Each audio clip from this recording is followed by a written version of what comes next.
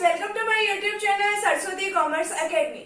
तो फ्रेंड्स, आज हम करने वाले हैं entries on issue of shares, यानी कि जब हम अपने शेयर्स को इश्यू करते हैं तो हम उनकी एंट्रीज जो है किस तरीके से करते हैं, किस तरीके से उनकी एंट्री जो है की जाती है, कि कब उनसे पैसा मंगवाया जाता है, कब उनको शेयर्स अलॉट किए जाते हैं, फिर अलॉटमेंट पे पैसा कब आता है, कॉल्स क्या होती है, कॉल्स के ऊपर पैसा कैसे मंगवाया जाता है। तो हम इन सभी की आज जो है जर्नल एंट्रीज को आज हम सीखेंगे कि इनकी एंट्रीज जो है वो किस तरीके से की जाती है। तो फ्रेंड्स, अगर आप चैनल पे न्यू हो तो चैनल को सब्सक्राइब कर दीजिए, वीडियो को लाइक कर दीजिए, बेल आइकन को प्रेस जरूर कर दीजिएगा ताकि आपको आगे आने वाली वीडियोस का नोटिफिकेशन मिलता रहे।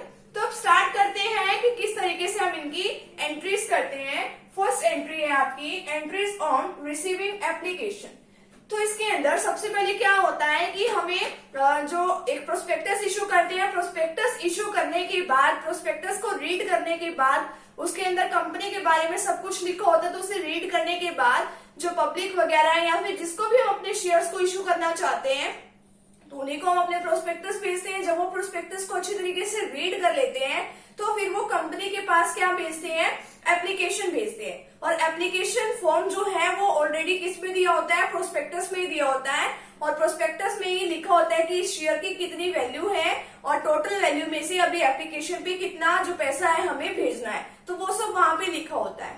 ठीक है, अब जो वो पैसा है वो कंपनी को हमें डायरेक्ट नहीं भेजना पड़ता, उस प्रोस्पेक्टस के अंदर ही, उस फॉर्म के अंदर ये लिखा होता है कि हमें पैसा कौन से बैंक के अंदर जमा कराना है। तो जिस भी बैंक का नाम वहां पे लिखा होगा, कोई भी शेड्यूल्ड बैंक है तो जिस भी बैंक का नाम वहां पे लिखा होगा तो हमें उस बैंक में जाके वो पैसे जो हैं वो जमा करा देने होते हैं। और जब भी मतलब उसका टाइम पीरियड पूरा हो जाता है कि अब तक इतने दिनों तक एप्लीकेशंस चलने वाली हैं, और जब वो टाइम पीरियड पूरा हो जाता है तो उसके बाद क्या होता है, वो सारा का सारा पैसा बैंक उठा के कंपनी को ट्रांसफर कर देता है। तो अब देखिए उसकी एंट्री जो है किस तरीके से होती है, जब वो बैंक जो है वो पैसा एप्लीकेशन का उनकी कंपनी के पास ट्रांसफर कर देता है। अब देखिए कंपनी के पास पैसा आया, जब भी पैसा आता है तो हम क्या करते हैं, कैश या बैंक अकाउंट को डेबिट। अब बैंक से पैसा आ रहा है तो bank account debit to share application. किसकी वजह से पैसा आ रहा है, शेयर की एप्लीकेशन की वजह से।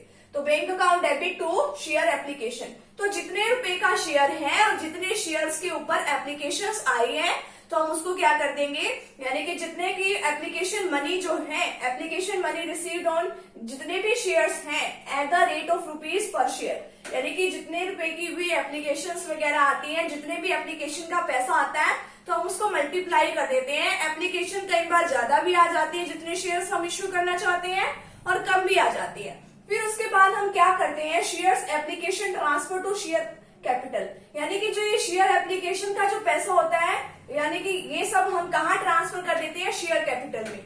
यानी कि जितने भी शेयर्स को हमें क्या करना पड़ता है, अलॉट करना होता है, हम उन सभी को कहाँ पे, ये एक शेयर कैपिटल का ही एक पार्ट होती है ये जो कैपिटल है, तो इसलिए हम उसको वहां पे ट्रांसफर कर देते हैं। तो शेयर एप्लीकेशन का जो भी पैसा है कहाँ पे ट्रांसफर कर दिया, शेयर कैपिटल पे। Share application account debit to share capital account. जितनी अमाउंट यहाँ होगी, बैंक से जितना भी पैसा आएगा हम उन सभी को यहाँ पे ट्रांसफर कर देंगे, एप्लीकेशन मनी और अलॉटमेंट शेयर ट्रांसफर। अब कई बार क्या होता है, जैसे ही मैंने आपको बताया है कि अगर कम केस आ जाते हैं, तो अगर कम एप्लीकेशन आती है तो हम उतने शेयर्स अलॉट कर देते हैं, और कई बार एप्लीकेशन ज्यादा आ जाती है तो हम उन सभी का जो जितना एक्स्ट्रा मतलब एप्लीकेशंस आई होती है तो उनके ऊपर एप्लीकेशंस के ऊपर एक्स्ट्रा पैसा भी आया होगा तो हम उसको वापस कर देते हैं। तो जो फर्स्ट वाली एंट्री है उसको हम क्या कर देते हैं, उसको रिवर्स एंट्री कर देते हैं। जैसे इसमें क्या था, bank account debit to share application, इसमें क्या एंट्री हो जाएगी, share application account debit to bank account, यानी कि हमारे यहाँ से पैसा जा रहा है तो किसकी वजह से जा रहा है, शेयर एप्लीकेशन की वजह से। तो application money return on unallotted shares, तो यानी कि हम इस शेयर्स को लोड नहीं कर सकते, हम उतने शेयर्स को लोड कर सकते हैं जितना की कंपनी ने पहले डिसाइड किया। ये नहीं है कि हम एप्लीकेशंस को देख के हम अपने शेयर्स को कम या ज्यादा लोड करेंगे, ऐसा नहीं होता। तो ये जो तीनों एंट्री है वो एप्लीकेशन से रिलेटेड है कि एप्लीकेशंस के ऊपर पैसा आया, हमने उसको शेयर कैपिटल में ट्रांसफर कर दिया, और फिर हमने अगर एक्स्ट्रा आया है तो हमने उसको वापस कर दिया, वो जितना भी पैसा है। फिर हम क्या करते हैं, अब हमारी आती है अलॉटमेंट की बारी।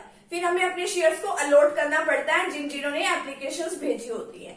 ठीक है। तो एप्लीकेशंस के ऊपर हमें क्या मंगवाना पड़ता है, हम एक एप्लीकेशन का के बाद हमें एक अलॉटमेंट का एक फॉर्म भेजना पड़ता है कि आप हमें इसके ऊपर इतना पैसा जो है अलॉटमेंट का आपका इतना पैसा बनता है, आप हमें उतना पैसा दे दो। तो सबसे पहले तो हम क्या मंगवाते हैं, तो शेयर अलॉटमेंट अकाउंट डेबिट, और हम ये शेयर कैपिटल का एक पार्ट होती है तो टू शेयर कैपिटल अकाउंट कर देंगे।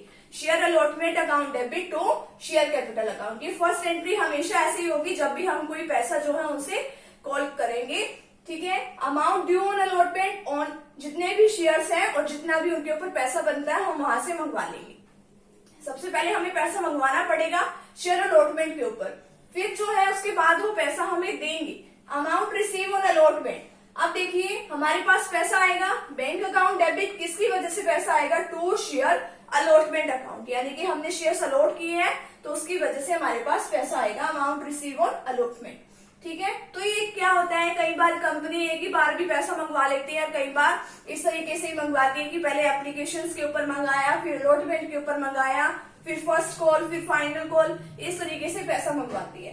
तो नेक्स्ट एंट्री है एंट्रीज ऑन फर्स्ट कॉल, फिर हम क्या करते हैं फर्स्ट कॉल के ऊपर पैसा मंगवाते हैं तो उनके लिए हमें फॉर्म फिर से अप्लाई करना पड़ता है कि आप हमारा पैसा दे दो।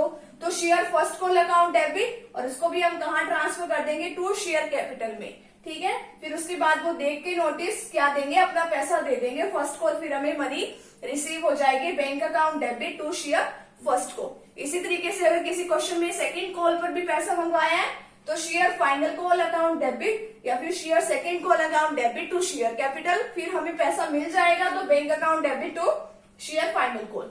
जब भी पैसा मिलता है तो बैंक अकाउंट डेबिट किसकी वजह से मिल रहा है वो कर देंगे। अगर हम पैसा मंगवा रहे हैं तो हम क्या करेंगे, तो जिसके ऊपर पैसा मंगवाना है उसको डेबिट और टू क्या कर देंगे, शेयर कैपिटल अकाउंट कर देंगे। तो इस तरीके से हम अपनी जो अकाउंटिंग ट्रीटमेंट्स हैं वो करते हैं। ये जर्नल एंट्री जो है इंश्योरेंस शेयर्स की हम इसी तरीके से करते हैं। तो आज का जो टॉपिक है हमारा यही भी कंप्लीट होता है। तो फ्रेंड्स अगर आप चैनल पे न्यू हो तो चैनल को सब्सक्राइब कर दीजिए, वीडियो को लाइक कर दीजिए एंड बेल आइकन को प्रेस जरूर कर दीजिएगा। मिलते हैं नेक्स्ट वीडियो के साथ। Thank you very much.